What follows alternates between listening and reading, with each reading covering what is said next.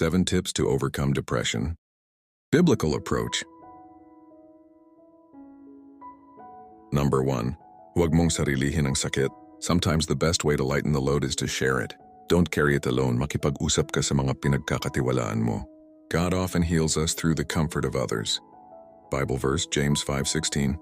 Confess your faults one to another, and pray one for another that ye may be healed. Number 2.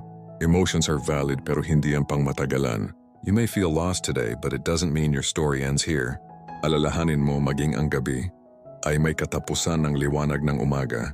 Sabi ng Psalm 35, weeping may endure for a night, but joy cometh in the morning. Number 3. Choose what feeds your mind. Kung puro negative ang pinapasok mo sa isip mo, mas lalo kang lulubog. Fill your thoughts with hope, faith, and truth. Let God's word be your daily light.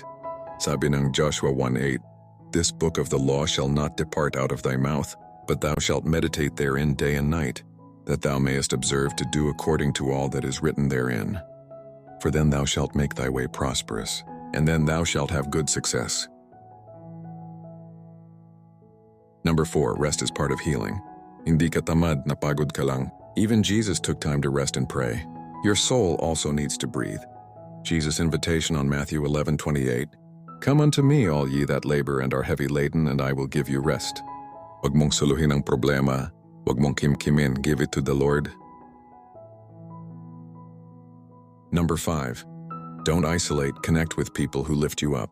Depression grows in silence but fades in love and connection.